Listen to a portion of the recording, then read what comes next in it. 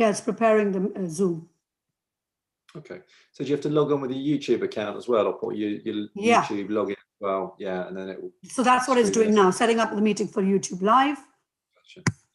That's done.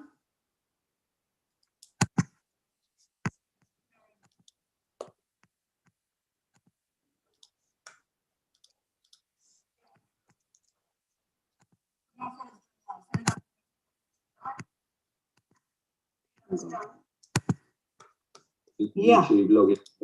Oh, well, yeah. See this on YouTube. Right. Can you hear me okay, David? I can, yeah, that's all fine. 1 second. Let me just see this time lag. Let me sort that out in a minute. Why does it do?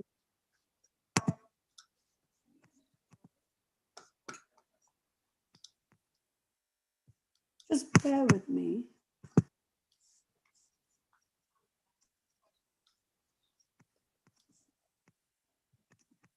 Where's that screen gone? Yes, that's it. I think I've sorted out the problem. Guys, well, we've got about 6 minutes or so before people start to join in. Shall we just wait for people to join in, give it 5 minutes? Yeah, no, that's fine. Shall I switch off my camera, and then we basically just gonna wait for people to join in. Then I'll switch back on when we're ready to go. Yeah, perfect. I'll do that the same. See you in 5.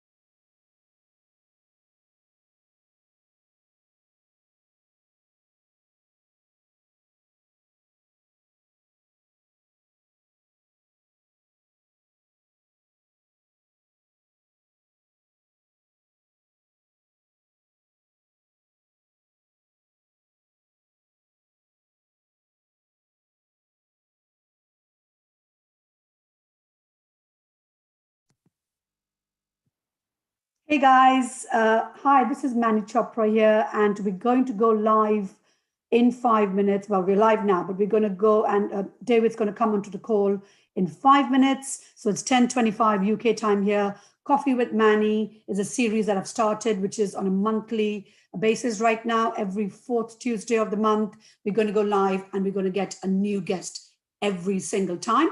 That's going to be the plan.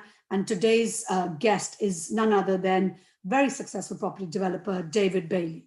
So we've got a few more minutes, and I'm just going to actually get him to come on earlier because obviously we've set up early.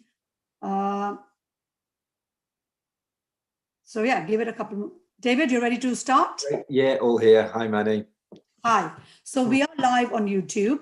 I think, I'm not so sure, but if I can take any, because I am streaming on via Zoom instead of YouTube, I'm not sure if I can take any live questions at the minute. Actually, shall we try and figure that out? No, you just type in via chat, Manny. Not really, because I don't think they can, because they are on YouTube, you see? Oh, I see, yeah, on YouTube, Zoom yeah. chat. So Zoom is not, because when I try and go actually via YouTube directly, but not Zoom, then we won't be, then the time lag. Do you know that time lag thing I told you about? Yeah. So I think what we can do is we can always go back to the questions afterwards. Okay. Let me quickly look at the YouTube via my phone, and then we can see. Yeah, we're live. I think what we can do is we can always go back to the questions afterwards. Yeah, right. No problem. That's fine. Perfect. Well, listen, let's get going. And I'm sure we'll have lots of questions which we can answer back later on. And we can answer that. In fact, we can do that through the phone later, can't we? Oh, perfect. Yeah. Perfect. So good morning, everyone, and welcome to Coffee with Manni. And my guest this month is none other than David Bailey. So welcome, David. Morning. So I'm really excited to have David here. And what we're going to do is just have lots of conversations about property. So I'd like to kick off with the elephant in the room. And I believe it's none other than property prices. That's what every single person wants to know. Our property prices, is this mini boom going to continue? How are we in this mini boom, considering we are technically in a recession? And what do we, you and I, see this, and where do we see this going? And do we think there's going to be a massive crash in 2021? So let's sort of get going with David on those topics. So David, firstly, do you want to do a quick intro to yourself before we kick off the conversation? Yeah, thanks, Manny. Yeah, my name's David Bailey. I've been in property for a decade now, running my business P&T Property. And that's gradually transitioned over the 10 years from sort of straightforward refurbishments through to what we're doing now, which is heavy refurbs, conversions, and new builds, mainly sourced off market. Brilliant. That's great. Thank you, David. And so on that note, then, what do you think is going to happen to the property prices? What are your thoughts? Just generally, feel free to tell it all how it is. Yeah, as you say, it's $1 million question, isn't it? And it's all crystal ball gazing, isn't it, at the moment? So I'm not going to say I think this is going to happen then, because it's just going to be wrong. I think there's a couple of observations I'd make rather than sort of trying to make any predictions. I think there's a lot of optimism in the market at the moment. Obviously, news about vaccines and all that sort of thing, and say this mini boom is defying everyone's expectations. I suppose the observation I'd make is that there's not just one property market. There's so many different sort of niches of the property market, both geographically and by use as well. So it could be that we see residential carrying along, whereas commercial does take a little bit of a dip. And equally, when you look at what's been going on in the London rental market, that's obviously dropped a lot, whereas the rest of the country, it's been very, very strong. So I think I'd sort of, rather than trying to draw any generalizations, I'd say, you have to understand what's going on in your market, both geographically and in the sort of the asset class that you invest or develop. I think that's a very, very good answer, actually, to be fair. And yes, technically, following every boom is a crash, and then boom, and it's very cyclical, as we know. In my view, I think you're absolutely right in what you're saying, but I'd also like to add that, yes, I do believe that we are going to go through a bit of a difficult time. So what's propping up this mini boom? Obviously, as you know, there is the furlough scheme that's been extended till March next year. Government is doing every single thing it can think of, and it has been since lockdown in March. So that includes, the CBIL scheme, which is a business interruption loan. Then you have the business bounce back loans. You have lots of grants being given to small businesses. Business rates relief for trading businesses for a year. Loads of these things are obviously people have this extra cash to put into the market, which obviously has been topped up by no stamp duty until March. So I would say all of these things are now basically stacking in favor of this mini boom. and where are people going to put their funds? If you think about it, yes, if you invest in the stock market, that's a different ball game altogether. And I think generally property investors and stock market people are two different categories of people. Personally, not sure about you, but do you invest in the stock market or equities or? I don't, Manny. No, property is very much my thing.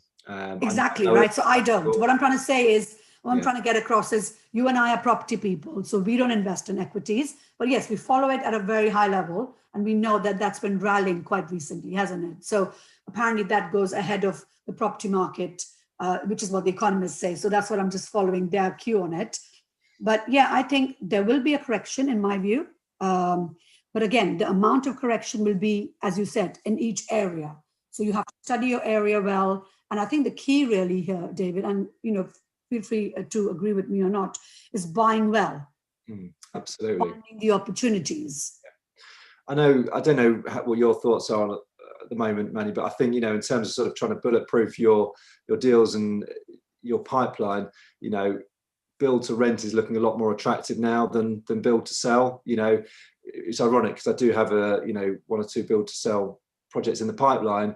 We can talk about how I'm trying to sort of make those more resilient later. But I think, the issue with build to sell is obviously you develop it out and you come to a certain point in time. If you're exposed to the market at that point in time, that's may not be a very comfortable place to be. Whereas if you're building to rents, then you can sort of ride out any sort of dips that are perhaps going to come in the next sort of year, 2 years. Yeah, I'd like to take you up on that a bit later on in the conversation about the build to sell and how you're going to mitigate those risks. Because generally you have property traders and that's what they stick to. And how would you do that? So I think in terms of the property prices, then for those who've just joined us, a very quick snapshot. We believe there will be a correction, but following on from David's thoughts and mine as well, focus locally in your market space and try and look at deals through motivated sellers. I think right now auctions is definitely not the right place to buy. Might be the perfect place to sell actually, because there is a big boom in the auctions market. Not sure if you've been following it, David. What are your thoughts? Well, I think, that comes back to your point, doesn't it? There is actually a lot of money floating around. A lot of people have either got money or taken on loans, and they are looking for a place to put that money. And auctions are obviously a very quick way to deploy it, which I think reflects a lot of the growth in that market at the moment. How this pans out when obviously all that borrowed money has to be paid back, whether it's government money that's being borrowed or CBILS and bounce back loans, they do have to be paid back, and that's all going to pan out within over the next sort of 1, 2, 5, 10 years. Yeah, no, absolutely. I think in terms of, I think there is definitely a lot of money in the market. And don't forget, interest rates have never, ever been this low. I think in my lifetime for sure, right?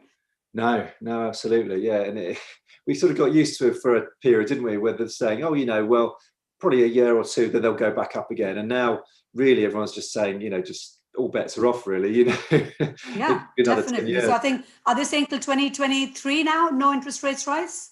Yeah. Again, it's crystal ball gazing, isn't it? I think I'm not a betting man, I wouldn't like to sort of put a bet on it. I mean, the key question for you and I who are property people is, where are we going to park this money, right? People have to park the money somewhere because savings are going to be devalued over a period of the next 2 years, I'd say. That's it. So 1% in the bank or 10% with property people.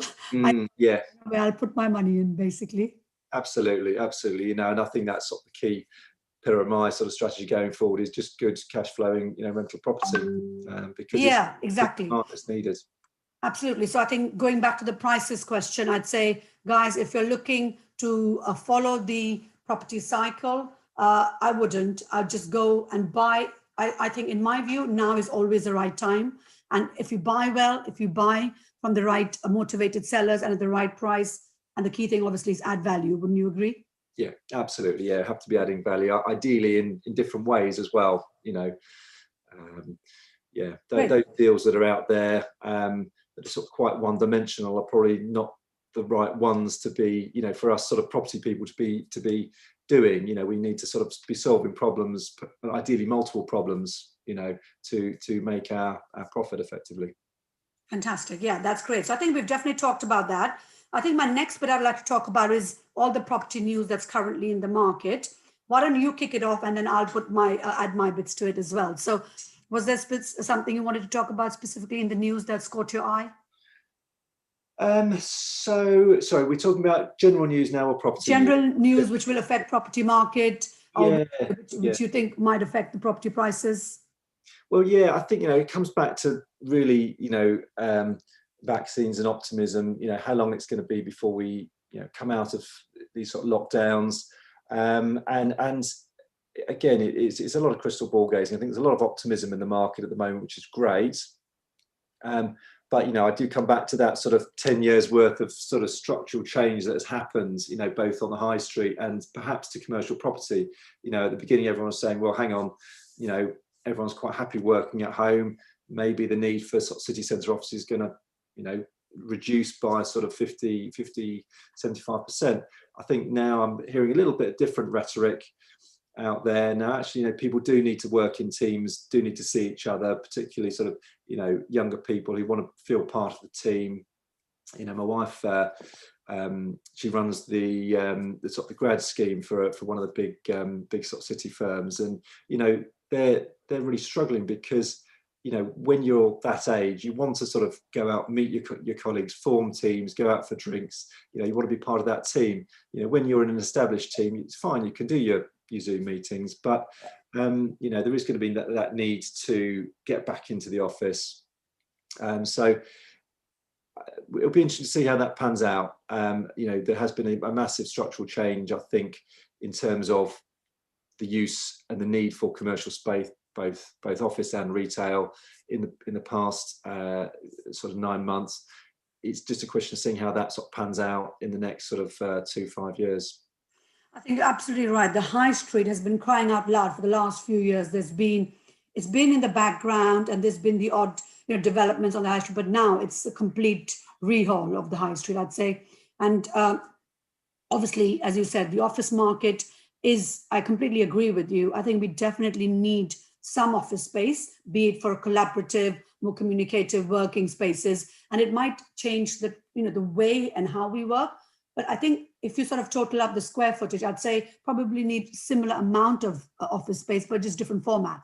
Yeah, it's repurposing, isn't it? Is repurposing it. But again, there's also, I think, a time like never where this is the biggest opportunity to repurpose commercial properties. Wouldn't you agree? Especially Absolutely. when it ties in with this whole build program that Boris Johnson has just come out. Actually, that brings me quite nicely on to something that I wanted to talk about in the news bit. So the build program, for some of you out there who are listening to us today, would know that there was been a legal action against the build program on the basis that there hasn't been any public consultation on it.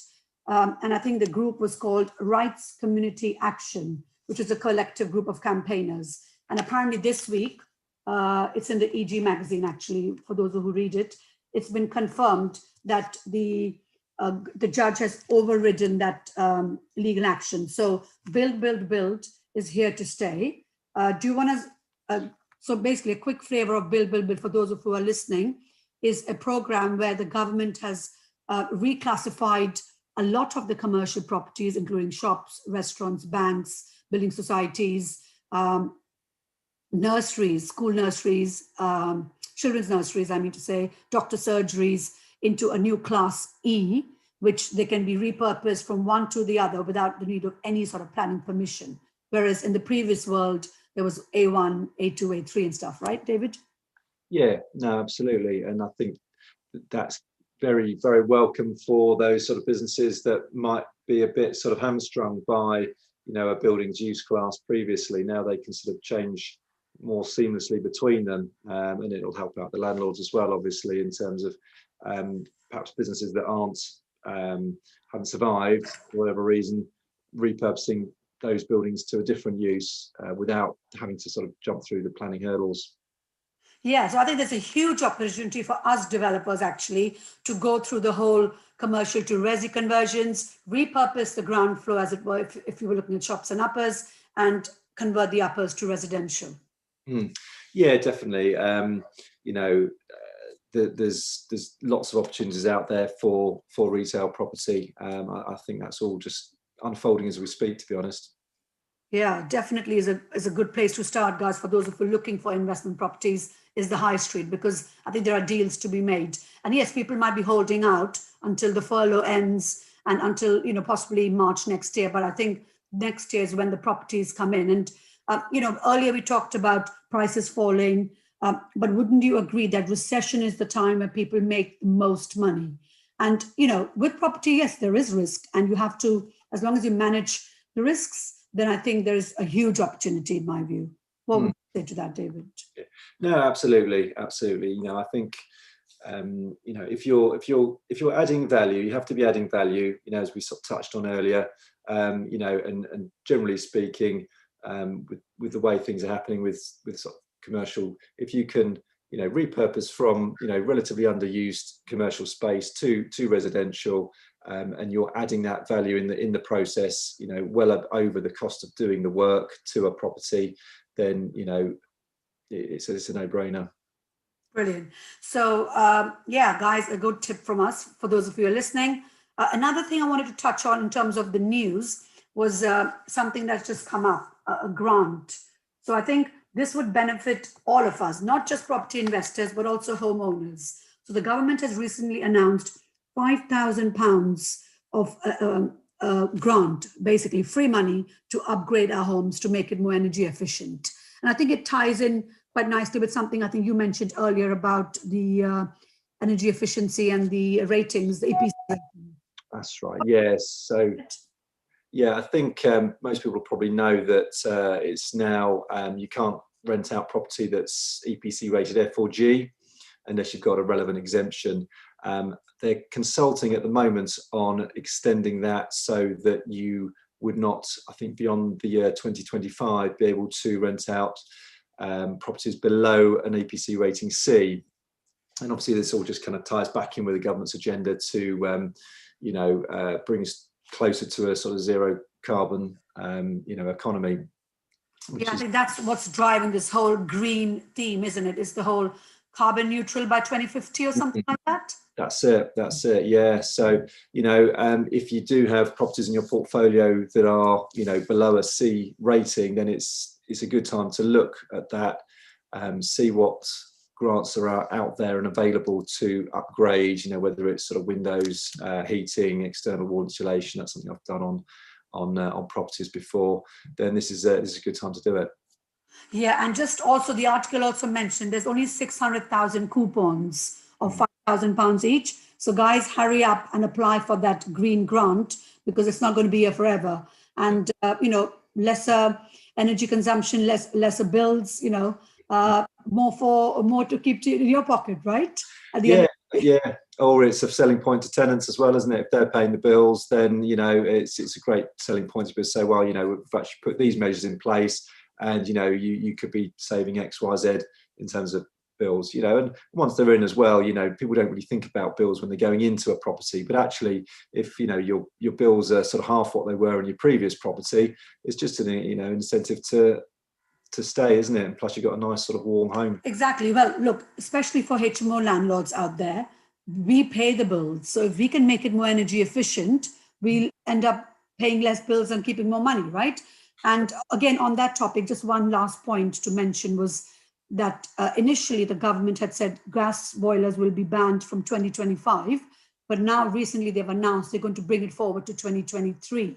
But there's been a huge uproar about it, I think, by the industry. So 2023 is literally 2 years away, right? Because we're in 2021 in virtually a month's time. So I think that's going to be, so watch the space, guys, for those sort of announcements, because they're going to affect not just us as investors, but also home owner occupiers as well.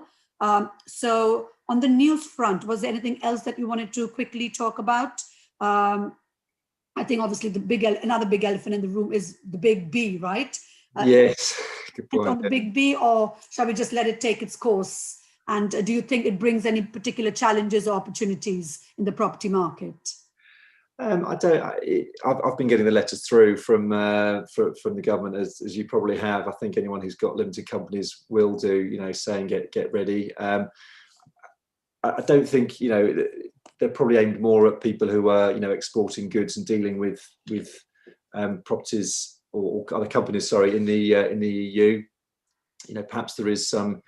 I know the rules are changing on immigration as well in January, aren't they? To I think they've got sort of stricter requirements on income for those coming from the EU. So that may have an impact on, you know, lettings. Tenants, right? Tenants, a number of tenants staying in our properties. So I think, okay, well, listen, before we do on the next topic, I'd just like to welcome Ranjit, Marcel, Sonia Sidhu, Akhil Meh, Avi, Sonia. So thank you guys for joining. I really do appreciate you giving up your time this morning to come and chat with David and myself.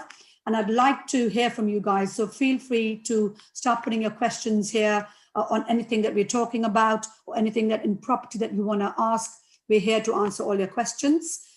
So really, that brings me on to the next topic for David and me. And I'd like to really talk about 2021. It's literally around the corner, and I think we must talk about it. So David, tell me a little bit about your plans for the new year. So yeah, I am looking, as I hinted earlier, to, you know, develop out projects predominantly for a sort of a build to rent strategy, just because you know, that allows us to, you know, I think ride out any dips and surprises that might be coming in the market, you know, in 2021 or beyond. So yeah, that's the plan. A couple more of the sort of the larger HMOs. I've actually got a sort of little single let refurb, which has sort of come my way unexpected, shall we say, but it was a great little opportunity I couldn't say no to. I do have two potential build to sell on projects, which, you know, I'm looking to try and sort of de-risk as much as possible. You know, one is bungalows, which I think are a fairly solid one to be able to sell on. You know, generally you're in this market, we're going to be geographically, we're going to be selling on to downsizers. So, you know, probably people with good sort of cash buying credentials. So that's pretty much as de-risked as it can be. You know, obviously we are a bit exposed to market risk, but you know, a fairly safe project, as safe as developments get. Right, David. So you've obviously got a lot planned. Shall we just pick each of these projects very quickly and talk a little bit at a very high level for our listeners about what it's all about? So tell us about the bungalows then, if you would like to kick off with that. Yes, so we basically got permission to demolish a bungalow, which is on a large plot, and build 3 new ones. And they'll be nice big bungalows, which, as I say, will go, we think, pretty sure we're going to go to downsizers.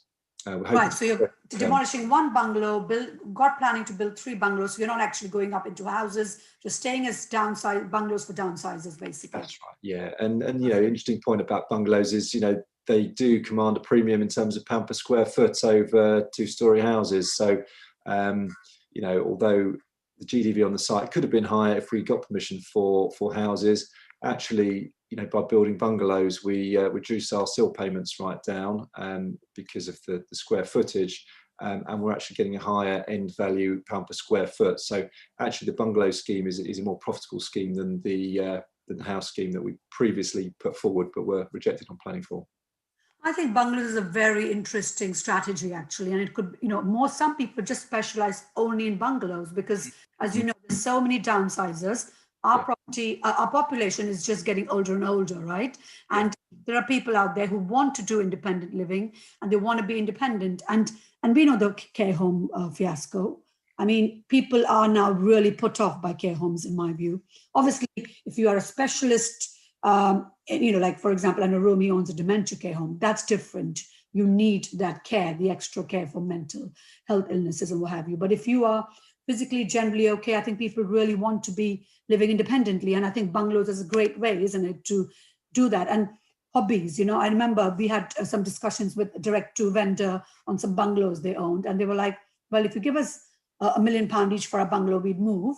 But then again, they couldn't find anywhere to move to, because Yeah. a lot of the schemes that are out there are for flats. And then we want to do gardening. You know, where are we going to do our gardening? So you Yeah. got to bear all that in mind. It's quite an interesting little proposition, bungalows, I think.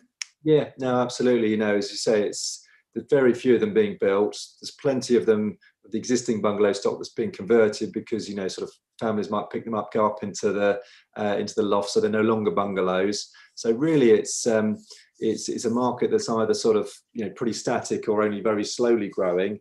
And you know, as you say, it's an aging population, so you've got you know, a lot It's a of good market. niche. Yeah. Absolutely. And what was the other deal that you were talking about? So yeah, then we've got a straightforward refurb, which I'm quite looking forward to, actually, because you know, as you Easy. know, so many of my projects now involve planning, and they can sort of stretch to months or years. This one, I wasn't looking for it, but you know, it's actually going to be a nice little project which should complete on before Christmas, and then it'll be just a straightforward refurb, and then Sell it on or rent it out? probably long-term rent, but it comes back to that $1 million question around, you know, how long this sort of mini boom is going to carry on. If there is still looking like a good market when we come to finish the refurb, then there's options either way. Right. Brilliant. And what were the other two projects you mentioned very quickly? So then there's a house which will refurb to a 6-bed HMO, and then build an additional 6-bed HMO next to it. It's got a nice plot. So you have to go and you're applying for planning permission. So that's subject to planning deal. And then a commercial unit, which we are going to repurpose, so kind of reduce down the size of the commercial unit and create 3 flats to the rear and above. Okay. So I can't help but asking, David, how are you finding all these deals? It's not that straightforward, and most developers don't have a great pipeline like yours. So how are you doing it all? But three of the 4 are off market. Funnily enough, the bungalow scheme was actually on the market, but we've used the methods that I use for the off-market deals to secure that subject to planning. But the other 3 deals were off-market. So basically, you know, identifying sites that we think have development potential, and then writing to the owners, and then you know, having a conversation with the owners that come back to you. You have to send a lot of letters, and you get you know, probably perhaps 10% of those letters come back in some sort of inquiry, and then obviously you follow up with those and have a conversation with the owners and see if you can make the circumstances work. Great. So how long have you been doing this for then, David?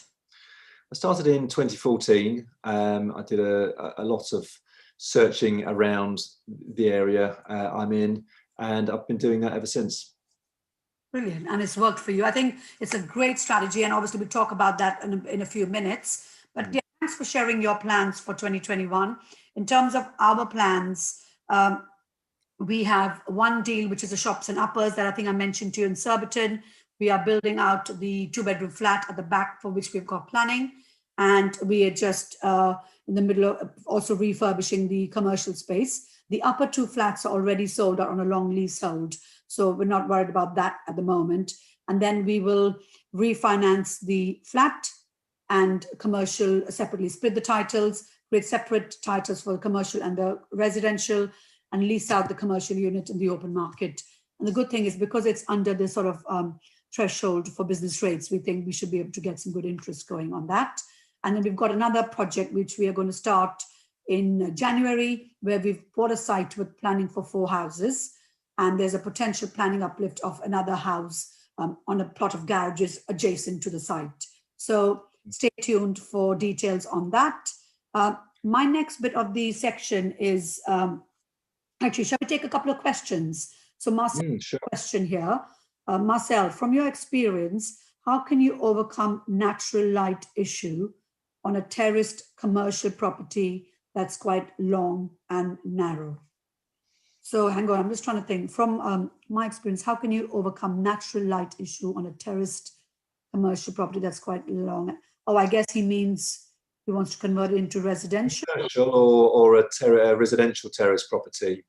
It says here a terraced commercial property. So I'm going to ask a question back. Marcel, please expand on what you're trying to do. Because my immediate sort of thoughts are there, and obviously I came to see your Surbiton project a couple of weeks back, Manni, and I think what you've done there, you're adding a substantial amount of development onto the back of the property, aren't you? But you are getting natural light in by effectively stepping the boundary, or sorry, the building off the boundary to kind of create a sort of an alley, aren't you, which will allow some natural light in. Yeah. With the old, Victorian. Oh, that's what he means when from the back of the shop, you mean? Yeah. I wonder, yeah, because that was. I wonder, but we'll wait for him to come back. But Marcel, if you can just sort of elaborate a little bit on that while we move on to the next topic, and we can always come back to his question. Since Akhil is on the call as well, Akhil, also feel free to, we're going to talk about mortgages in a minute, so feel free to sort of agree or not agree with us. In fact, on that subject of mortgages, how are you finding funding with all these projects that you're doing, David, and how are you going to fund them all? Well, that's a good question. The application for bungalow schemes are just going in at the moment, so it's a little bit early to say what the feedback has been. Obviously, there's been, a drop in the loan to values that development funders were offering through, early in the pandemic, and then they've sort of been notching back up, and it'll be quite interesting to see what they come back with. Perhaps that's one for another sort of chat in a week or so. Anyway, we've got some feedback on that. Yeah, I mean, I don't know about you, but I'm finding it that it's quite tricky. I mean, because of the number of applications out there, because of stamp duty and everything, it's now pumped up all these applications into this mortgage space.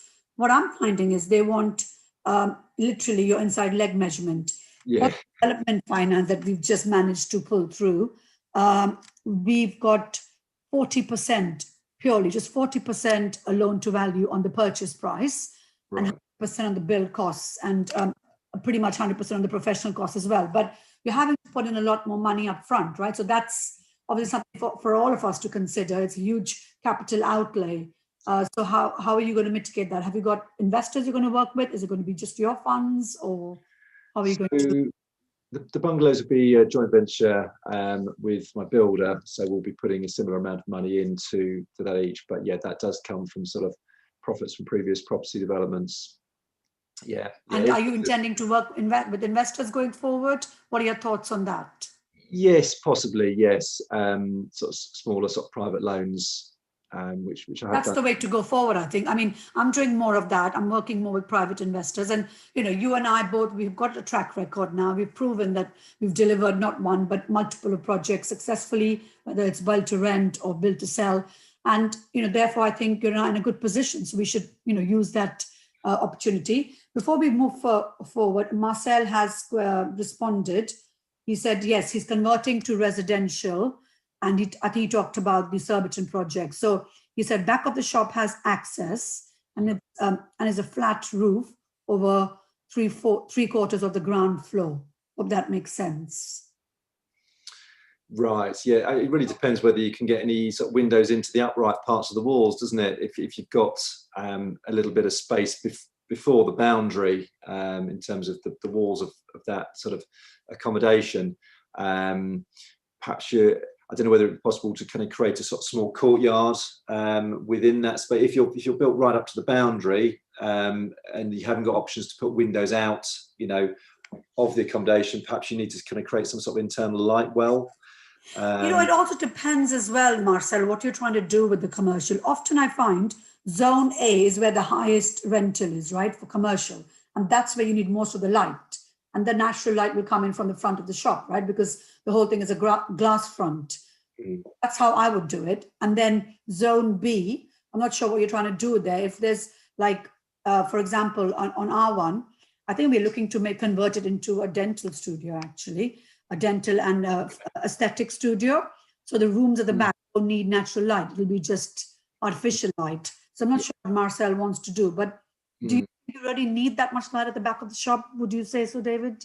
It's a difficult one, isn't it? I think you can often get away with that on commercial because, as you say, you've got a big sort of shop front at the front, light comes in there, and then you can sort of tuck the uses that don't require natural light, whether it's sort of facilities for shop workers, consultation rooms, that kind of thing. They can go at the back.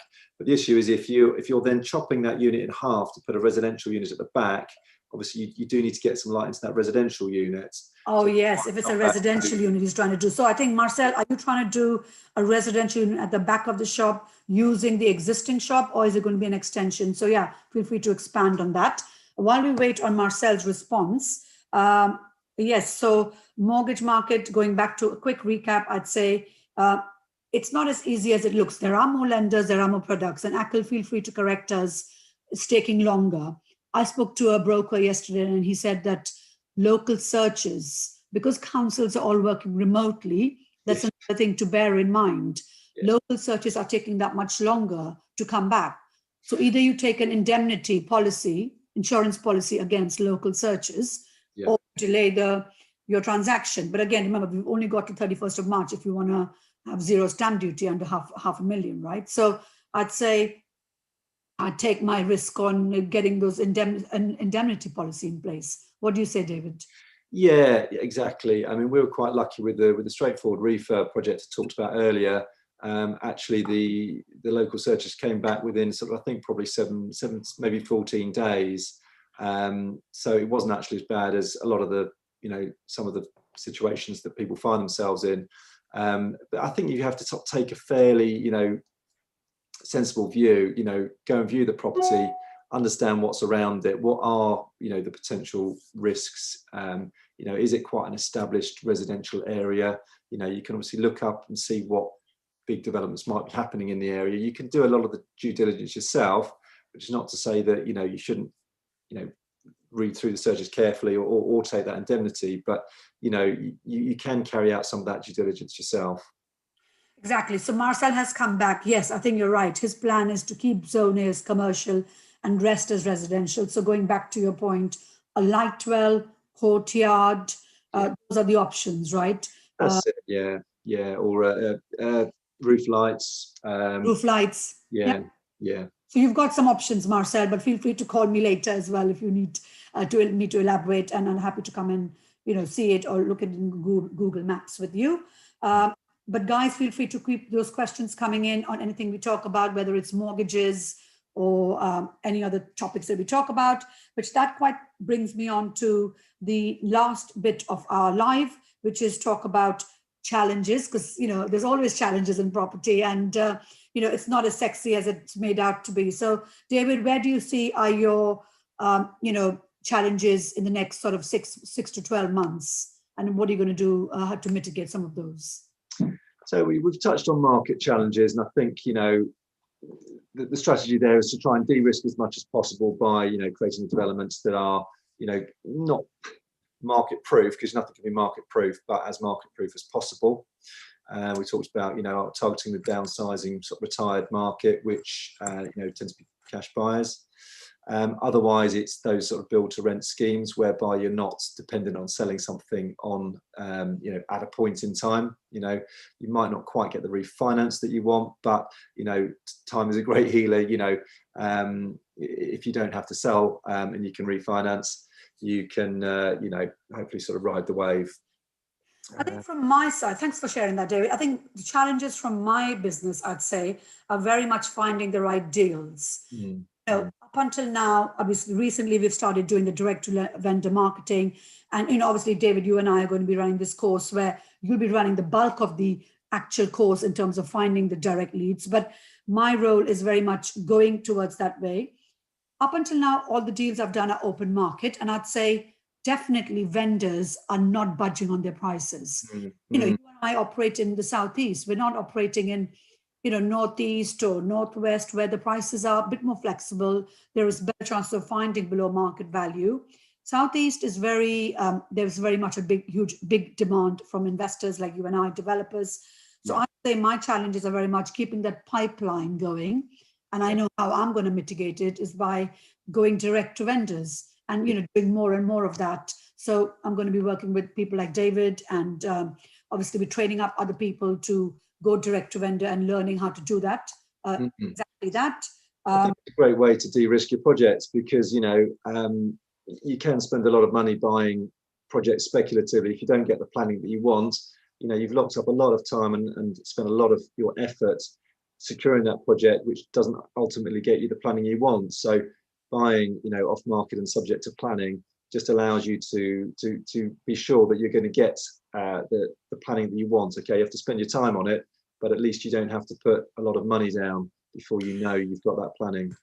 And more importantly, David, there isn't many funders out there, banks or private financial institutions that are funding deals anyway, or even deals which have no planning uplifts. They'll be funded as the value of the asset in the market space right now, not what it's worth, right? So there isn't any funding apart from private investors who'd fund it. But again, even in my view, and I speak to a lot to private investors, and I work with them a lot, and they are quite risk averse by their very nature of who they are and what, how they think. They wouldn't want to. Most of the investors I've spoken to wouldn't want to invest in a deal that's got no planning. Well, that's it, isn't it? If a sort of corporate, sort of finance house isn't going to look at a deal, why would a private investor? They might, if they have understand the angle that you've got on it, perhaps. But really, the proof is in the pudding. That bit of paper that tells you you've got planning permission is just the thing that unlocks value in sites, isn't it? Typically, what would you say would be the uplift of a site once you've got the planning? In terms of the value of the land. So let's say it's worth just, I don't know, 250,000 with just as a house. Like, for example, the deal that we talked about the other day where you had an end of terrace and you basically exchange contracts on £1, which was direct to vendor, and then you got planning for 5 flats. What was the value of that once you got the planning? Say if you hadn't built it out and you were just going to sell it out to someone, another developer or builder. It's a really good question, and it's really difficult to know the answer, because unless you actually test it in the market and sell it, it's very difficult to know. Obviously you can work out your residual valuation from taking the NGDV and then subtracting all your costs off. That in theory gives you that, but until you either put it on the market or put it into an auction, it's very, very difficult to know what it's going to change hands for. And I'm sometimes tempted, once you've got planning, to say, right, let's stick it on the market and find out. But actually, my preference is to build out and take both the planning uplift profit and the developer's profit as well. But it's a substantial profit, and I suspect in most cases it's probably more than the developer's profit. Yeah, absolutely. Again, so I think that brings me on quite nicely to talk. We've talked about opportunities, but at a very quick synopsis, what would you say? Because I think from my point of view, I'd say opportunities are in the repurposing commercial. Yeah. So whether, like what Marcel is doing, building residential at the back of a commercial, above, if it's a storage. So that's classes O, M, and G within the commercial space. And going direct to vendors and reaching out to them directly and finding sites through that. Again, would you like to add to that or anything about that? It's exactly that. It's to be honest, I'm not getting too carried away with some of these new permitted development rights. If I'm honest, I think they're going to be quite difficult to implement. They're quite specific and they're quite difficult, and really when you look at the requirements, they're pretty much a full planning application. As you said, the old sort of class M, O, and G are much more easy, I think, to implement, much more actionable. So I'm really just going to be focusing on finding those retail and commercial premises that are ripe for repurposing, and carrying on writing to those, because I think that's how we'll get the best pipeline of projects coming forward. So there is a window of opportunity here, because I've heard in the pipeline, and I'm not quite sure if this is correct, that the classes O, M, and G might be ending in 2021 at some point. I don't know. Have you had that verified at all, or? Yeah, it's a difficult one, isn't it? Because obviously they are relevant to the old B1A office use and the A1 and A2 retail uses. Now, obviously, those have all gone into E, and what they haven't really told us is what permitted development rights are going to be available for Class E properties. My guess is that there will be some sort of new sort of PD right for Class E properties, because quite frankly, I think the government wants to see some of these retail, particularly upper and rear parts, which is, class G and class M, repurposed, and they need to be, quite frankly. It's just exactly exactly how those new PD rights are written is the question. I'm cracking on as if there is still going to be opportunities for uppers of shops and the rear parts of shops in due course. It might be that we have to sort of tweak and course correct a little bit to make the most of those, but I'm firmly believing that those opportunities will still be there. Okay, well, just a quick recap on that then.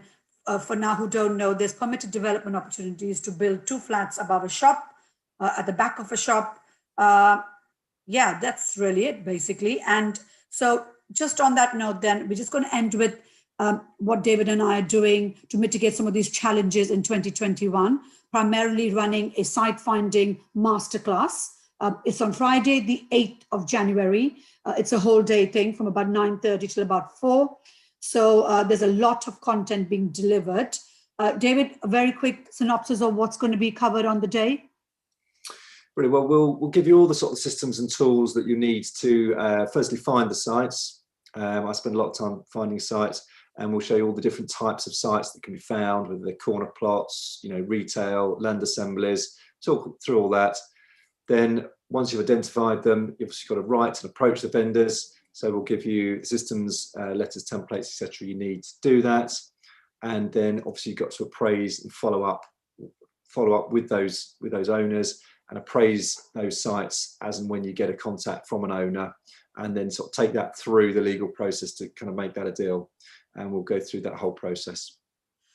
This is a lot, guys. So for those of you out there who are looking to create a long-term pipeline in your business, just like David has in his, and I am now doing it in mine as well, this is the right kind of training that you would need in order to create that in your business. And I think it's very much a must-have skill and a tool for every single developer, be it a small, medium-sized business. So guys, if you're interested in knowing more and what we're going to cover on the course, go to j6propertymeet.co.uk. I'll put it on the chat and find out a little bit more about it. There are some bonuses we're offering as well in terms of a follow-up workshop, which is included in the price. We have all the systems and tools that we will be giving you, as well as Nimbus. Specifically, we have a 20% discount we've agreed with Nimbus on the annual subscription after a free trial that you get for 2 weeks. So we've negotiated that with Nimbus upfront. And the workshop obviously is free of charge, which is going to be 2 weeks after the actual course, which is on Friday, the 22nd of January. So guys, this is a one-off exclusive workshop. We may or may not run it again. So feel free to get in touch with David. David is David at pntproperty.co.uk. Right. Yeah, so it's David at PNT, Papa November Tango, property.co.uk. And Manni at mannichopra.com with a double N. And we are happy to answer your questions. But other than that, feel free to go to the website, find out a bit more about it. And I shall see you at my next coffee morning with another guest. But in the meantime, a big thank you to you, David, for sparing your time this morning and sharing your valuable insights, your experiences, and all